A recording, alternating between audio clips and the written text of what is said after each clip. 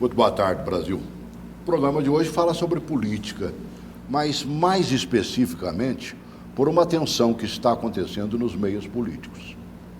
Você que acompanha o dia a dia da política nacional já percebeu que há uma tensão entre OAB, Comissão de Anistia, Comissão de Desaparecidos e Mortos Políticos. O próprio governo, há poucos dias atrás, um perrengue entre o presidente da República, fazendo um comentário sobre o atual presidente da Ordem dos Advogados do Brasil, lembrando que o pai do presidente da Ordem foi alguém que militou nas bases de quem combatia o militarismo no Brasil. É comum você abrir os jornais e ver páginas inteiras tratando exatamente dessas tensões. E o programa de hoje vai se basear nisso e falar um pouquinho também das questões políticas do momento. Estou recebendo aqui no programa Marco Vinícius Carvalho, presidente da Comissão de Mortos e Desaparecidos Políticos. Falei certinho? Certinho. Né? Há uma confusão, né? Por que se fala tanto e às vezes diz que uma é uma e a outra também é a mesma? O que é de anistia e o que é esta Comissão de Mortos e Desaparecidos Políticos? Seja bem-vindo ao programa. Muito obrigado, boa tarde. Boa tarde aos colegas aqui presentes. O primeiro ponto que precisa ser esclarecido é esse. A Comissão de Anistia, ela visa reparar pessoas que foram perseguidas, que demonstrem, nos termos da lei, que foram perseguidas, que tiveram algum prejuízo em sua vida por motivação exclusivamente política. A questão da Comissão sobre Mortos e Desaparecidos Políticos tem outro viés, que é identificar essas pessoas e, basicamente, entregar restos mortais, quando localizados. E aí nós temos o problema da guerrilha do Araguaia e o cemitério de Perus, em São Paulo, e o Brasil tem sentenças nesse sentido para cumprir, que nós, da comissão, precisamos envidar esforços para localizar esses restos mortais e entregar para as famílias. E também proceder à retificação de algumas certidões, das certidões de óbito dessas pessoas, dos familiares que assim requererem. Mas eu gostaria de fazer, antes de qualquer coisa, também um comentário, talvez me permita, claro, humildemente fazer uma retificação, porque comumente se fala das pessoas que resistiam ao militarismo. Nós temos um governo militar que foi chamado a ingressar no poder, a assumir o poder, o controle do país pela sociedade brasileira. Através do voto, né? Através das pessoas, da imprensa, através da própria OAB, da comunidade em geral. E temos do outro lado pessoas que não estavam resistindo somente aos militares, queriam lutar para implantar no país uma ditadura comunista. E que isso fique bem claro, não eram pessoas que apenas resistiam aos militares, eram pessoas que estavam imbuídas no espírito de implantar no país uma ditadura de viés comunista.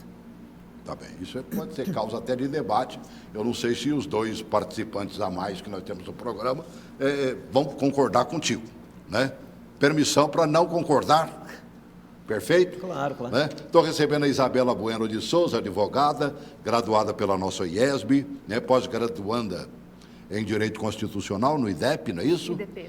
Ex-diretora da Associação dos Advogados Unidos contra a Corrupção e diretora do Instituto de Popularização do Direito, o IPAD. Bom, em primeiro lugar, bom dia a todos, bom dia aos telespectadores, né?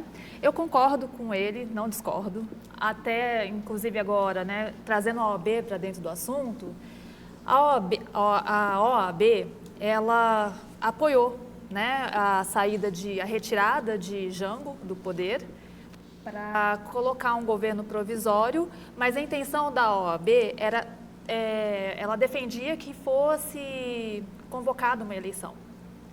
Só que aí... Que houvesse um momento de repassagem ali, né? Isso, era um governo Saiu de um transitório. governo eleito, que Jango era eleito, não é isso?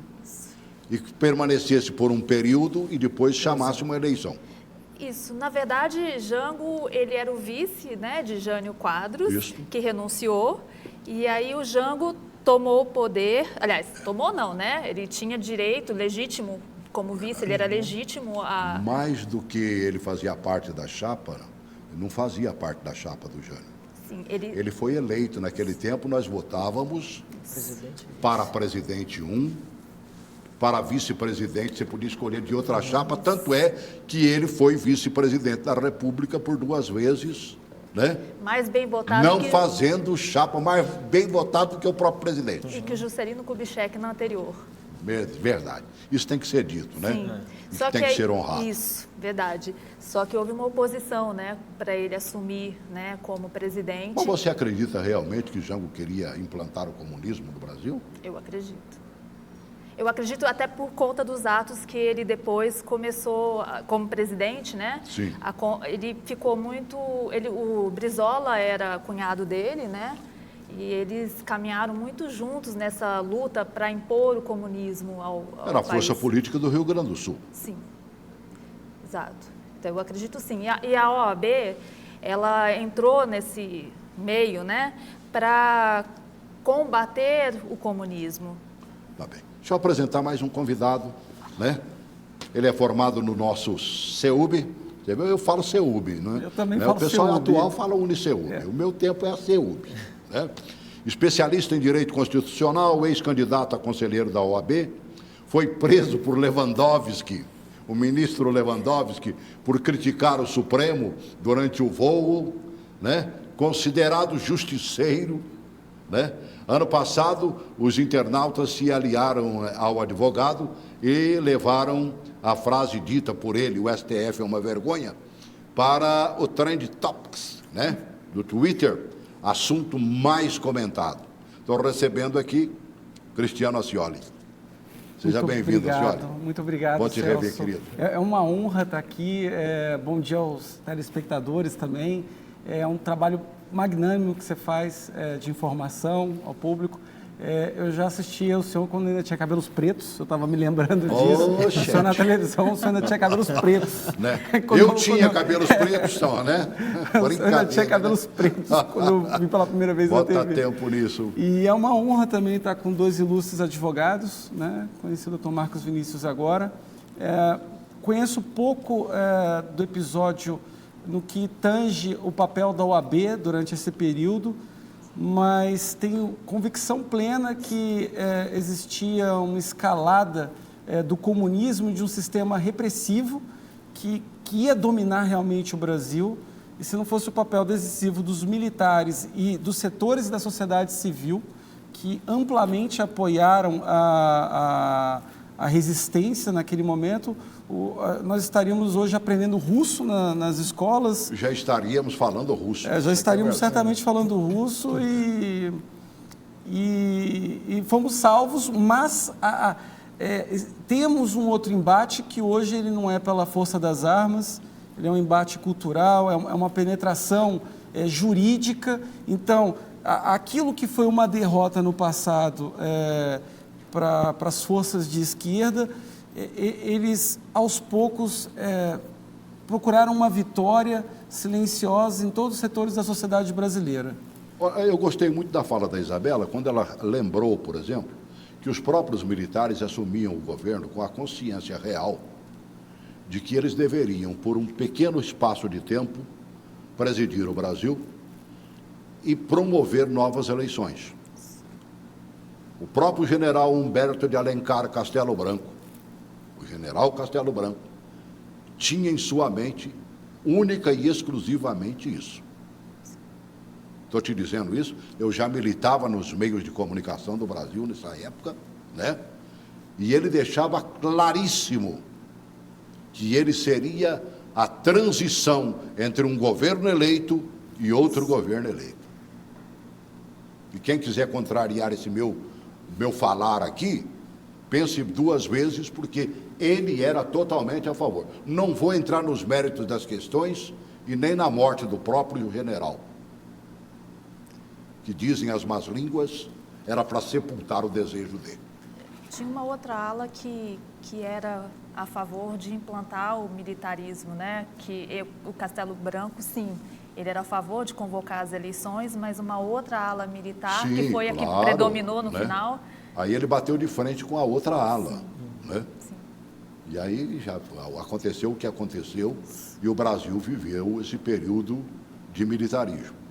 Longo, mas chegou um dia também que, como diz o outro, chegou o momento da anistia, né, mano velho? Chegou. Valeu aquela anistia do Figueiredo? Eu penso que sim. Fui perguntado esses dias por um veículo de comunicação se aquilo tinha produzido algum resultado bom para o país. A gente precisa entender que essa anistia é ampla, geral e restrita, né? A gente precisa entender essa anistia sob o ponto de vista de pacificação. Nós tínhamos dois lados, os militares querendo que todos fossem presos e julgados e o outro lado querendo que os militares também fossem presos e julgados. Então, todos abriram mão dos seus direitos, daquilo que eles reivindicavam, para que pudessem chegar a um acordo. Logicamente, nós aqui como advogados sabemos que quando a gente chega a um acordo, cada parte abre mão de alguma coisa que desejava, de um todo que desejava no início. Então, essa anistia, ela serviu para pacificação social, para que a gente pudesse chegar até onde nós chegamos hoje. Né? Infelizmente, Agora, por que não chegamos plenamente? Porque há uma escalada, e isso não de agora, mas de muito tempo, uma escalada de vitimização. Olha, os militares foram os monstros e nós somos as vítimas. Sendo que nessa situação não tem nem mocinho nem bandido. Todos estavam lutando por algum ideal e cada um lutando de acordo com o seu ponto de vista.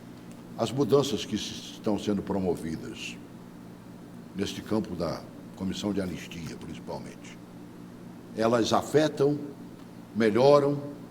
Como é que você vê isso agora? É lógico, é evidente que o atual presidente da República quer botar gente sua para fazer o governo acontecer e, consequentemente, o entorno acontecer também. E a comissão, ele está, evidentemente, botando o dedo dele já dentro também. Mas é óbvio, as pessoas que faziam parte até agora, ninguém reclamou o país. Então, por exemplo, a comissão que eu presido tem 24 anos de existência e ninguém fala, por exemplo, que na época do governo Fernando Henrique, nós fomos condenados com relação à questão da guerrilha do Araguaia e a Comissão do Brasil, que foi na OEA para defender o interesse do Brasil, comemorou a condenação do Brasil. Ou seja, quando estava cheio de gente de esquerda, com viés esquerdista, e aqui eu garanto, eu entro nesse papel agora, para tentar garantir a neutralidade. Independentemente do meu viés ideológico, nós precisamos garantir que a lei seja aplicada. Então, a notícia que a gente tem, por exemplo, na Comissão de Anistia, é que se a pessoa chegasse lá e chorasse, era anistiado. Então, assim, onde fica a aplicação da lei? Tem vários casos que não houve comprovação de perseguição política e pessoas são anistiadas hoje. Tem vários casos. Ganhando salários do Brasil sem desconto de imposto de renda e sem pagamento de previdência. E aonde entra, você como representante da OAB aqui, né? Eu, como advogado, você pertence à OAB, né? Onde é que entra esse perrengue, vou usar uma palavra bem esdrúxula mesmo, né? Que está acontecendo neste momento? Posso dar uma pincelada breve? Por favor. A OAB, né, depois dessa época que ela apoiou 64, ela começou a se opor à ditadura militar, né, que alguns entendem que não foi ditadura. Quando aconteceu o segundo governo, ela já se fez contra. Ela já estava contra a partir do momento que percebeu que não ia ter eleição. Isso. Só que aí, quando começou a ditadura, a prisão de advogados, aí ela foi mais, né, pontual nessa oposição. Não ao governo em si, mas aos atos do governo. E aí ela começou a trabalhar pelo processo de redemocratização direta já. Ela foi bastante ativa nesse processo de redemocratização. E eu acredito que o país esteja ainda nesse processo de redemocratização, né? Nós vivemos uma polarização, né, hoje no país. É só pegar o período do militarismo, que foi longo, né, e pegar o período pós-militarismo. Nós desaprendemos. Sim. A política nacional perdeu seu berço. Sim. Eles, sabe, de onde é que vinham, por exemplo, as principais lideranças da política daquela época? vinham das nossas escolas, das nossas faculdades, né? O 15, né, de agosto que fale, né? Nós estamos vivendo um 15 de agosto agora, né? Quantas lideranças saíram ali dos cursos de direito? Meu Deus do céu. E o senhor sabe o que eu sempre falo? Nós vivemos uma ditadura militar, uma tentativa de ditadura comunista e vivemos também uma ditadura da corrupção. É isso que eu vejo e que nós ainda estamos tentando sair dessa ditadura da corrupção. Uma corrupção endêmica, porque corrupção sempre vai ter, mas a gente vivia uma corrupção endêmica. E nós hoje visualizamos forças querendo que essa corrupção permaneça. E a outra força tentando combater. É assim que eu visualizo isso, né, hoje. E aí o processo de redemocratização fica fragilizado. E aí sofre todo mundo, inclusive na área jurídica? Todo mundo. Você está colocando o Moro, o Deltan e todo mundo nessa mesma... Sim, com certeza, porque, como eu disse, a gente vive uma polarização em todas as áreas, inclusive dentro do direito. Alguns defendem, né, a Lava Jato, outros a combatem. E a gente tem que se lembrar que, diante desse quadro, há um interesse maior, que é o interesse público. Nós nos esquecemos disso. Estamos fazendo menos para o público, né, e mais para o eu sozinho, não é mesmo? Uhum. Você também acha isso está acontecendo ou você tem ponto contrário aí, a senhora? Infelizmente, eu concordo com o que vocês estão debatendo. É até difícil porque está fluindo tanta ideia e é tanto problema para resolver. Mas não guarde as ideias, não. Exponha, perfeito. Por favor. Tentarei expor as ideias. Eu vejo da seguinte forma. Os militares, naquele momento, eles evitaram uma vitória da tirania da esquerda e da captura do pensamento alienado, né, que vem também dessa ideologia, só que eles acabaram perdendo no cenário grande, no quadro, porque quando eles não devolveram o poder aos civis, e eles sufocaram a política, que o senhor mesmo tão bem falou, eles sufocaram o próprio pensamento de direita. Então, o que aconteceu? Eles sufocaram ali a vitória da esquerda, mas acabaram sufocando a direita. A direita foi um tiro na culatra, porque eles, quando sufocaram a democracia, eles acabaram impedindo o surgimento de grandes pensadores e grandes políticos de direita e acabaram cerceando a própria atividade política.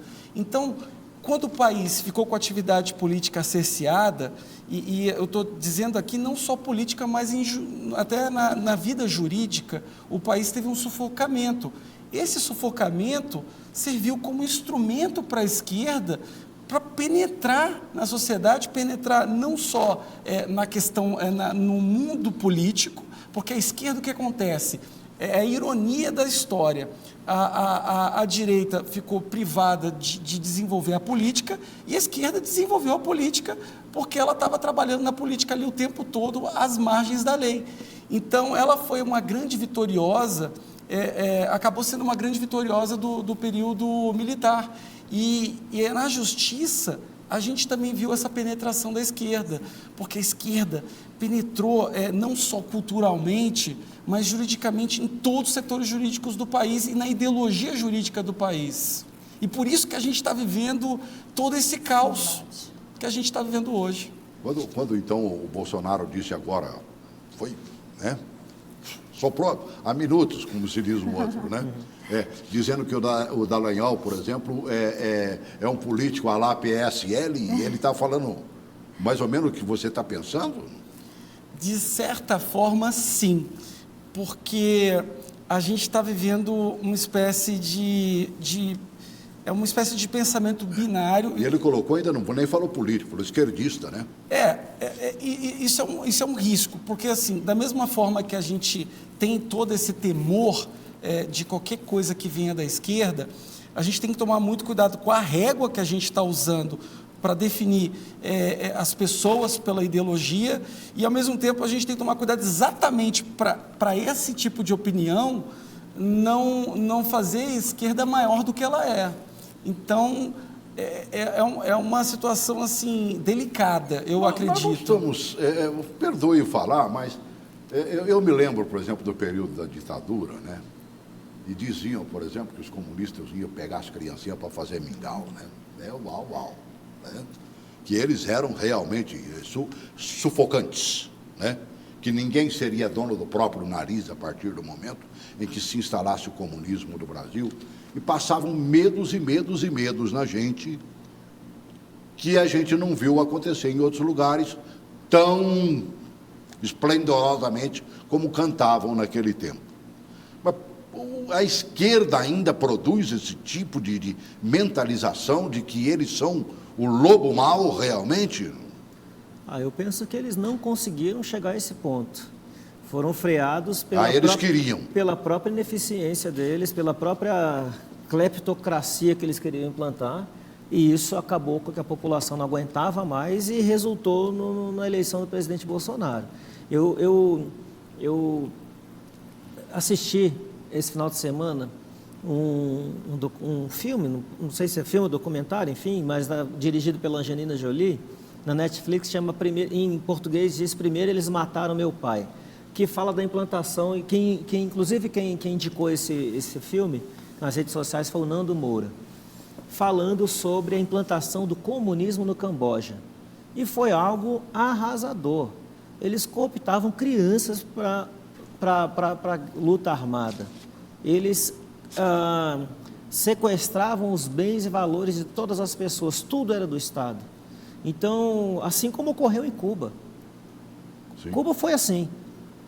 E nós fomos livres, mais uma vez, de nos tornarmos uma espécie de Cuba aqui no continente pelos militares. Era isso que eles queriam fazer. Eu não tenho dúvida de que nós iríamos caminhar para essa vertente, com a questão do desarmamento da população. Foram várias ideias, vários objetivos que foram sendo implantados ao longo desses 13, 14 anos de domínio do PT, antes até, inclusive, com Fernando Henrique, para você poder desmobilizar a população. Desarmamento da população, a questão, várias tentativas de leis nefastas para diminuir o poder familiar, isso aconteceu, foram freadas várias vezes.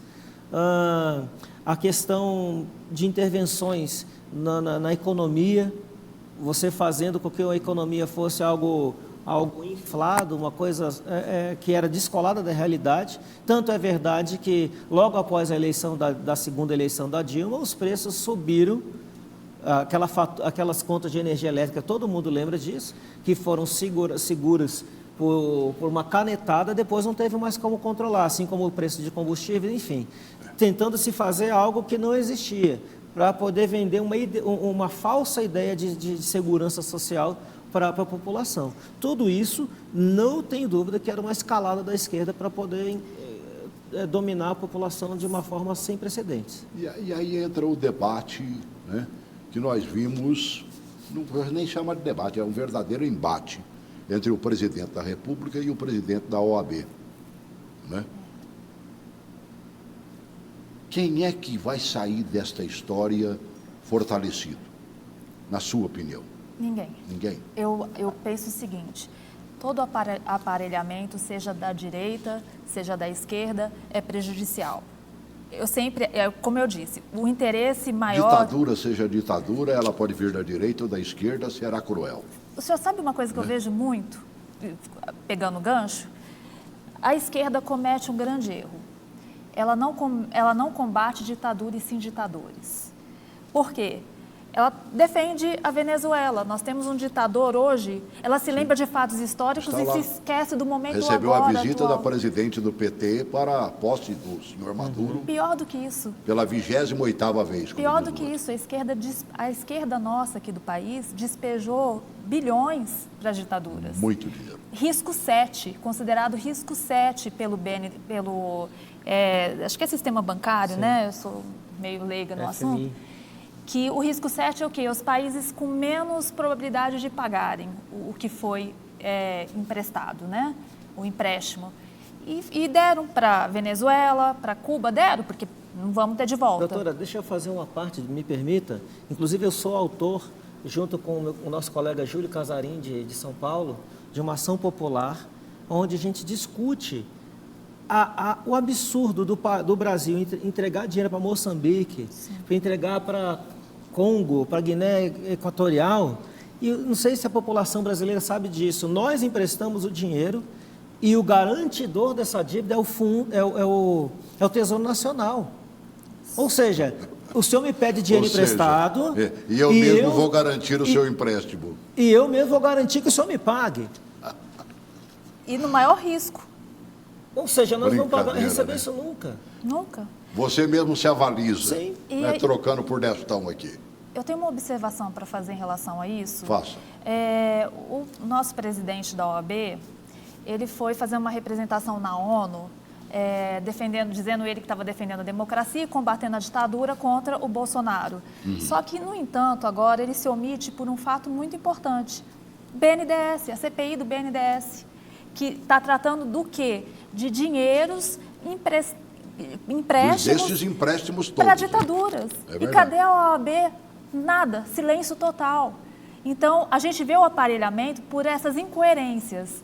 Eu vejo de igual maneira, tem tudo a ver com o que nós estamos discutindo aqui, porque a OAB hoje, ela é um resultado final exatamente dessa implementação ideológica.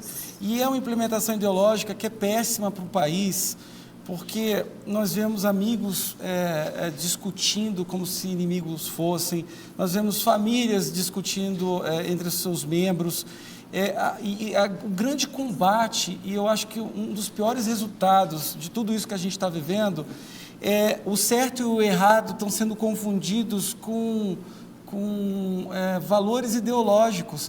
Então, a gente vê as pessoas de direita aplaudindo a Lava Jato e, basicamente, as pessoas de esquerda gritando contra a Lava Jato. Então, o discurso da esquerda, que já foi um discurso de ética, hoje se tornou um discurso da imoralidade e da impunidade. Eles aplaudem a corrupção e a impunidade como se ela fosse uma aliada para melhorar o mundo. E isso é uma distorção de valores que as pessoas perguntam, o que é isso? Isso é doença? Isso é falta de caráter? O que está acontecendo com as pessoas? Né? Boa pergunta. Se tiver uma resposta, por favor, a gente faz só um programa sobre essa resposta. Porque precisaremos de, no mínimo, 1 hora para falar. E acho que não será de advogado, acho que será de médico, não sei, psiquiatra, médium. É porque os fins justificam os meios para eles. Aliás, a gente vê pelas mensagens vazadas, exatamente, né? Exatamente. Agora, você citou um negócio interessante, né? O cala-boca diante, por exemplo, de um fato em conteste, que é o do BNDES. Será que o Moro tem razão, por exemplo, quando pede à PGR que investigue o presidente da OAB? Coloque esse vídeo aí, por favor.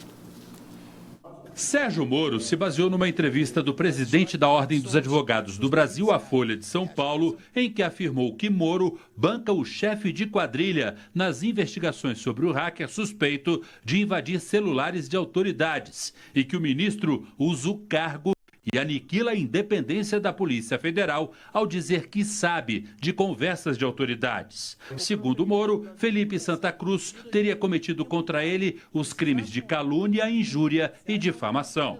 Em nota, o presidente da OAB disse que não teve a intenção de ofender a honra do ministro e que a crítica foi jurídica e institucional. Felipe Santa Cruz ainda defende o afastamento de Moro do cargo para o bom andamento das investigações.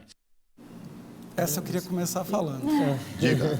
Porque é um exemplo crasso para toda a sociedade ver que é um sujeito, um militante político, um petista militante político, usando uma entidade outrora respeitada, que deve lutar pelos advogados e pelo país, e você vê o sujeito movendo toda a entidade, uma entidade que está na Constituição, para os seus próprios fins pessoais, para um partido político, para um projeto de poder e para tudo que a gente abomina, inclusive para toda o indefensável que o STF faz. A OAB, ela denega, ela é omissa completamente no seu papel em defesa do advogado e da sociedade. E isso é a prova máxima. E quanto a Felipe Santa Cruz, isso é normal, esse tipo de conduta dele. Antes dele ofender o ministro da Justiça, que sequer tem qualquer condenação ao processo criminal, e todo advogado, para chamar alguém de criminoso, você só pode chamar depois que essa pessoa, pelo menos, é condenada em segunda instância. Então, ele chama o ministro da Justiça, uma autoridade máxima e respeitada do país, e um respeito que eu julgo merecedor, de criminoso.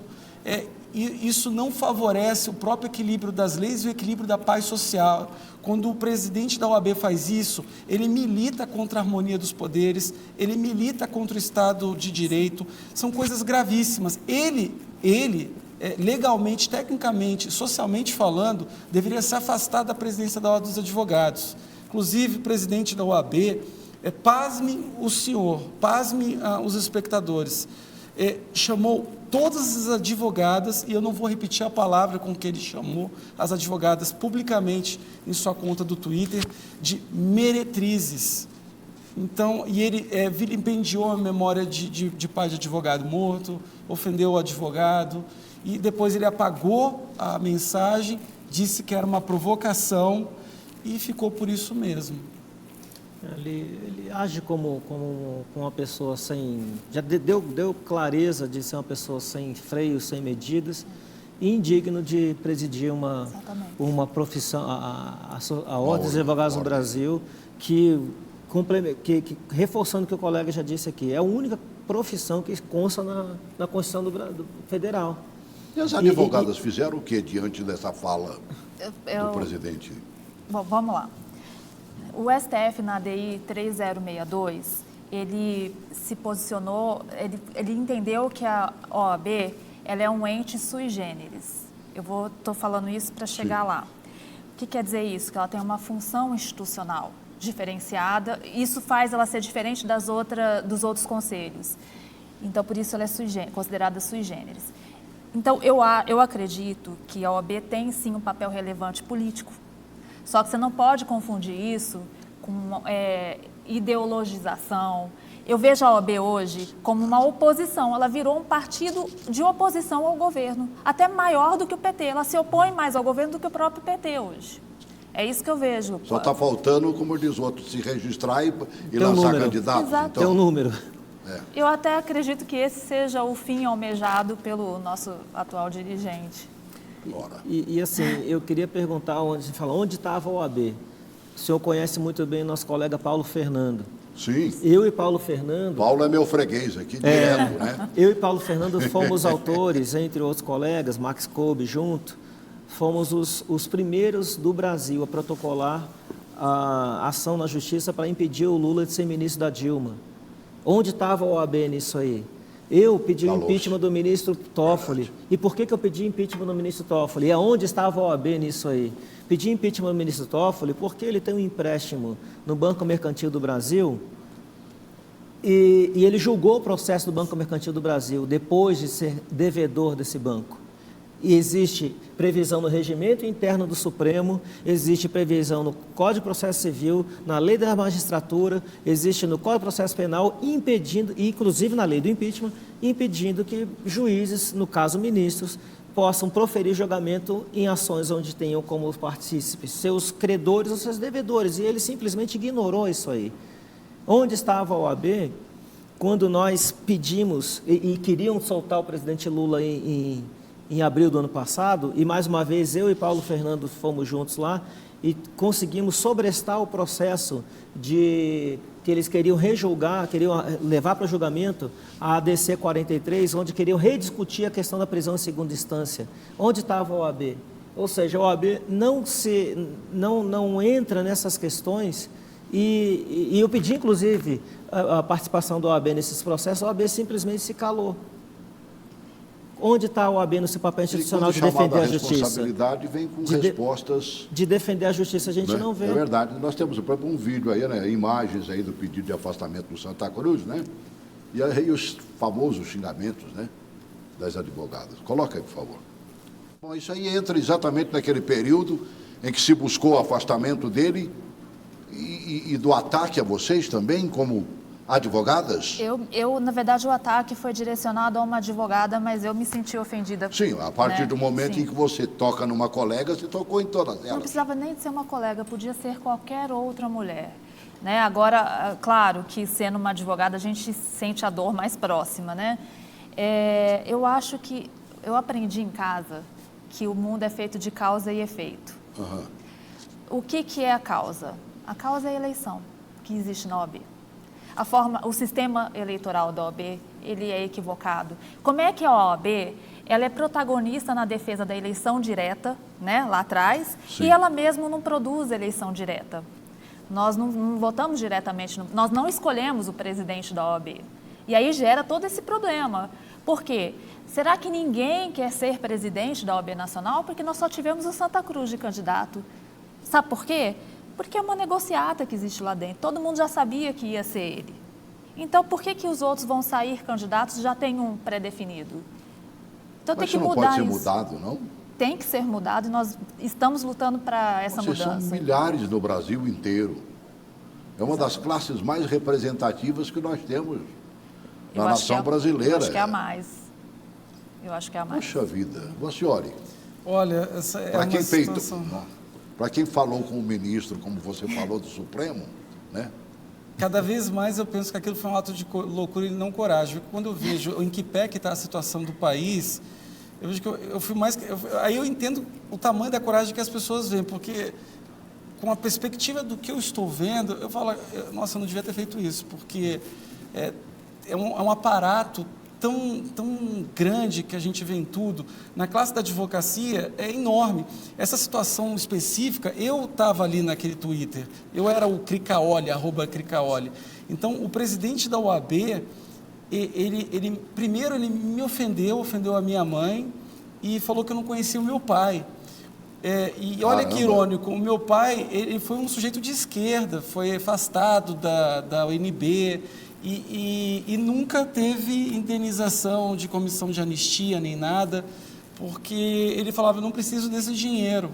E não era pessoa de grandes posses. Então ele ofendeu... Honra seu pai, fala o nome dele aí. É Adalberto Ascioli de Oliveira, um grande arquiteto, educador, Sim, uma pessoa com certeza. pioneira e candango na cidade, veio para cá logo no início de Brasília. Que deve provavelmente ter te passado os princípios e valores que você carrega, porque Não eu conheço o Cris e eu sempre digo o seguinte: se tem uma pessoa patriota que eu conheço, essa pessoa é o Cris. Ele anda com a bandeira do Brasil dentro do carro e andava até outro dia, não sei se está ainda, com a pulseira do relógio com a bandeira do Brasil.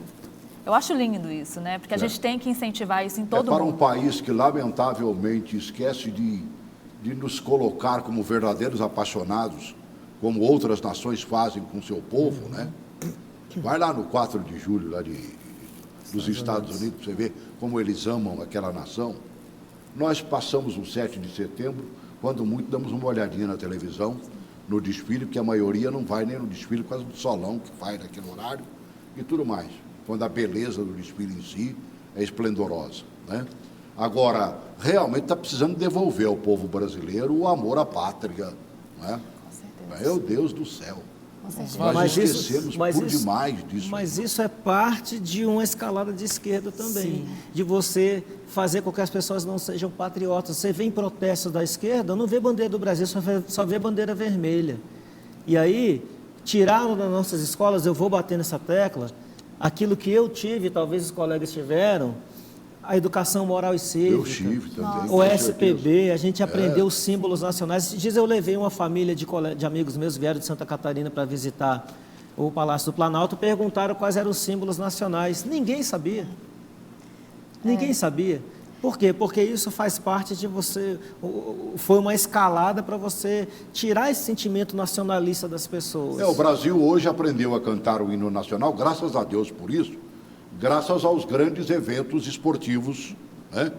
E como tocaram o hino nacional brasileiro agora nos Jogos Pan-Americanos. Sim. Parabéns para os nossos meninos e meninas, né? Medalhas aos borbotões, segundo colocado. Poxa vida, Muito vamos legal. chegar no primeiro. Dá tempo ao tempo, volte a educação física para as escolas brasileiras, senhor presidente da República, certo? Senhor ministro da Educação. Você vai ver como é que nós vamos ter meninos e meninas disputando Pan-Americanos, Mundiais e outros ais aí, ó, e vencendo como venceram agora no Pan-Americano. Aproveitando o ensejo também, eu queria, além da educação física, eu sou super favorável de começar a ministrar aula de direito constitucional no ensino médio. Porque o direito constitucional é a base de todos os direitos e nós, cidadãos, temos que ter consciência dos nossos direitos. Mas não ensinam isso para a gente lá dentro da escola. Pois é, deveria, né? É lamentável. Deveria. Né? Eu acho importante. Lamentável. Isso começa, o patriotismo começa no direito constitucional. Direitos e deveres, porque a gente tem um excesso de direitos. Boa lembrança, e senhora. poucos deveres. E isso, Nossos deveres. né? Eu, quando lecionei direito constitucional, eu falava sobre isso. A gente vê uma Constituição e vamos falar, por exemplo, da CLT, por exemplo, que não tem dever do trabalhador, só tem direitos. A gente vê uma Constituição com muitos direitos, mas a gente não vê deveres. E aí, quando a gente cria uma geração que só sabe dos seus direitos, mas não conhece os seus deveres, nós criamos uma geração de delinquentes.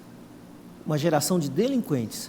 Porque eu me lembro muito bem que aos 14 anos, 15 anos, quando eu ia para uma festa, meu pai me levava e marcava o horário para eu sair. Eu tinha que estar no portão naquela hora. Teu pai devia ser meu vizinho e nós dois fazíamos a mesma coisa. Porque senão eu não ia na próxima. Eu marcava o horário e ai dele se não tivesse. Depois eu pude ir sozinho, mas tinha horário para voltar para casa. Depois eu pude ir com o carro, mas tinha horário para voltar para casa. Ou seja, eu fui conquistando meus direitos a partir do momento que eu ia cumprindo com meus deveres. Hoje as pessoas só conhecem direitos, mas não sabem quais são seus deveres. Então nós criamos uma geração de delinquentes. Triste, mas é verdade. E acham, inclusive, e brigam com a gente quando a gente mostra a elas que elas têm deveres a cumprir. Né? Eu faço isso lá no meu prédio, por exemplo, é um tal de deixar a meninada brincando sozinha lá no parquinho e tudo mais, né? Sem a responsabilidade de ser pai, ser mãe, né? E responsável, sobretudo. Isso começa até pelo Estado paternalista que nós tivemos por muito tempo, né? Aparentemente paternalista, diga-se. As pessoas acham que o Estado tem o dever de dar as coisas, né, de fornecer as coisas, e Reagan dizia, né, que a melhor reforma social é o emprego, e a gente tem que aprender isso. De todas elas. É a que dá dignidade. Total. Né? Numa nação de milhares e milhares, milhões e milhões de desempregados, né, milhões e milhões de subempregados, sim. É uma das coisas mais sérias que os governos deveriam tratar neste momento. É onde eu ainda fico olhando um pouquinho com saudade do vice-presidente que se tornou presidente.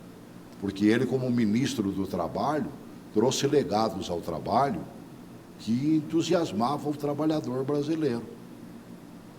João Goulart foi um ótimo ministro do Trabalho, não queiram tirar dele, não. Embora todo o peso desta maravilha esteja sobre os ombros de Getúlio Vargas, nós temos que lembrar que João Goulart foi ministro do Getúlio. Foi bom o senhor ter falado do Getúlio Vargas, que eu me lembrei de uma coisa. A OAB, ela é consequência, a criação da OAB é consequência da Revolução de 30. Eu sei disso. Pouca gente sabe, e a própria OAB não vende essa moeda, Não. Né? Que ela deveria trazer o devido respeito e ser comemorada, sobretudo, né? Como a razão e o porquê da Ordem dos Advogados do Brasil. Perfeito. Voltando a esse leque, para que a gente possa encerrar, nós temos pouco mais de 5 minutos do programa, né? E a gente fica, por exemplo, a OAB está no caminho certo, está no caminho errado. Uma pena que, olha, não temos um representante da OAB, mas fica aberto o espaço aqui para que os representantes da Ordem dos Advogados do Brasil, se quiserem se manifestar, o façam, né? Aproveita, ó, dia 15 agora como é que chama? O dia do advogado, não é mesmo? Né? 15 de agosto. Dia 11. Aproveita, eu abro espaço para vocês. Agora, né? Foi ontem. Foi ontem? Junto com o dia dos pais. Foi o dia dos pais. Coincidiu outra coisa. Coincidiu com o dia dos pais. Né? Foi 11 de agosto, foi desculpa. ontem. Né? A 11 de agosto, exatamente, em São Paulo, tem esse, exatamente por causa disso. Dia do pendura. Né? Que não se faz Meu mais. Deus do céu, mas está em tempo ainda. Que seja amanhã ou depois, e É tudo todo bem. dia. A luta é todo dia. É um direito que se tem. Né? E se quiser o confronto também, acredito que vocês participarão. Eu ao lado gostaria, eu deles. faria questão de estar aqui, porque eu vou questionar todos esses pontos que a gente falou, porque o OAB é puro silêncio. Então, é silêncio e perseguição. As pessoas que estão nos assistindo perguntam, o que a OAB tem a ver com a minha vida? Tem tudo a ver. Porque a OAB está na Constituição e ela tem um dever constitucional de zelar pela sua vida, pela sua liberdade, e ela não tem feito isso. E a gente está tendo uma dificuldade de mudar essa... Ela não comparece sequer para pedir um espaço para falar do 11 de agosto, né? Tanto é que eu me esqueci que era 11, eu botei para o dia 15, meu Deus do céu. Eu quero aproveitar que está no finalzinho e defender a bandeira que a gente vai começar a defender. Já começamos, vamos caminhar aí, vamos lutar por um projeto de lei ser aprovado para a eleição direta na OAB. Eu acho que é urgente isso, até para redemocratização ou democratização da OAB, que eu acho que ela tem que dar exemplo, ela não dá. Ela dá um mau exemplo. Ela não dá exemplo de transparência, ela não dá exemplo de democracia, e nós precisamos de fazer que ela se torne exemplo do resto, dos outros Por que você faz a eleição regional e não a nacional? Nós vemos a Boa Briga, por exemplo, né, um bacana maravilhoso, né, trouxe alguns dos candidatos aí à ordem, né, regional, e a nacional chega naquele ponto de você dizer, a gente já sabia. Existem duas coisas que eles defendem para se opor à eleição nacional, que eu consigo contestar isso com facilidade. Os dois pontos é o poder econômico na eleição, que nós temos na seccional, e, no entanto, não é por isso que a gente vai acabar com a eleição da seccional, mas sim tentar colocar um teto de gasto ou algum controle para evitar esse predomínio do poder econômico na eleição, que também é antidemocrático. E o outro ponto é que, havendo eleição direta, predominaria o Colégio Eleitoral de São Paulo e sempre sairia um candidato de São Paulo eleito. Também é outro ponto que eu contesto, por quê?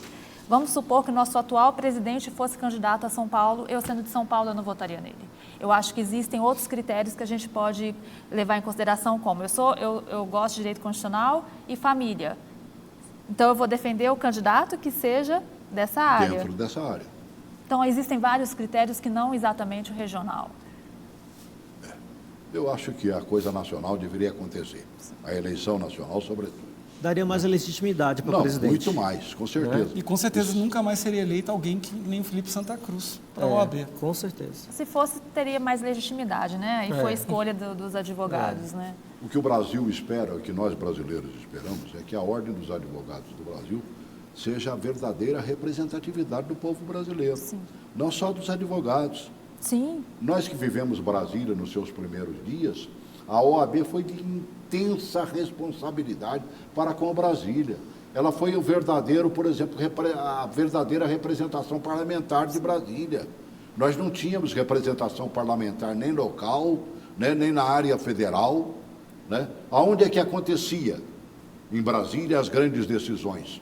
Na Associação Comercial do Distrito Federal, saudade de Lindbergh Asescuri, né? E de outros grandes nomes que estão aí ainda, Benedito Domingos foi também dessa turma, né? Jorge Cauí também exatamente, né? E a OAB, caramba, Maurício Correia a gente pegava de braço dado aí, ó, e saíamos às ruas para gritar pelos nossos direitos. E nós não temos visto isso há muito tempo acontecendo. Sim. É lamentável. O povo brasileiro sente saudade desta representatividade. É possível acontecer para a gente encerrar de vez? Eu penso que sim. Basta a gente se unir, a classe dos advogados se unir cada vez mais e pressionar para que o Congresso Nacional aprove uma lei nesse sentido. Sim. E eu acho que não estamos longe disso acontecer, não. Já que você falou aí, eu não posso deixar de perguntar.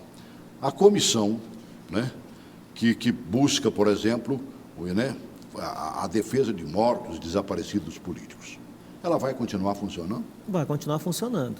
E ela vai defender, por exemplo, o cidadão que acha que foi prejudicado no tempo do militarismo e tudo mais? Não é bem defender, na verdade ou buscado. As pessoas elas provocam a comissão nesse sentido e nós aplicamos a lei dentro dos critérios legais que estão estabelecidos. Nós fazemos alteração do registro civil, do registro de óbito e também entrega tentativa de localização dos restos mortais e entrega à família para que procedam ao sepultamento. Tá bem. Isso continua acontecendo. Obrigado por ter vindo. Prazer foi meu. Prazer foi meu. Minha cara advogada, obrigado, viu? Eu que agradeço. Venha sempre ao nosso programa. A Adorei. senhora já está virando freguês aqui também, não é mesmo? É sempre o nosso convidado, né? Que a gente faz questão de tê-lo aqui, viu? Obrigado pela presença. Obrigado. A senhora, bom te rever mais uma vez. Uma honra. Quando a gente fala que você foi preso, né? Naquele ato do avião lá, na verdade, o que aconteceu ali? 10 segundos para você... Tecnicamente foi uma condução coercitiva, ou uma detenção Quer dizer, para a palavra averiguação. preso é pesada demais para aquele momento, né? Eu acho que não é pesada considerando a democracia e o Estado democrático de direito. Mas na exclusividade da técnica, talvez fique pesada. Tá bem. Você falou do papai, mas esqueceu de falar da mamãe. Mamãe é persona gratíssima. Ela foi uma grande servidora pública, ela aposentou, ela foi procuradora-geral da República interina, então ela foi a primeira mulher... mulher a passar Foi. pela PGR. Foi a primeira mulher do Brasil na PGR, embora ela não tenha sido nominada pelo presidente, ela era uma interina, então, para efeitos oficiais, talvez ela fique de fora da história, mas jamais da minha lembrança. O nome? Helenita Amélia Gonçalves Caiado de Ascioli. Tudo bem. Muito obrigado Verdade, passou por pela essa PGR, lembrança. Me recordo disso. Obrigado. Muito obrigado. Bom debate. Ou da OAB. Porta aberta aqui também, né? Tranquilamente. Grande abraço.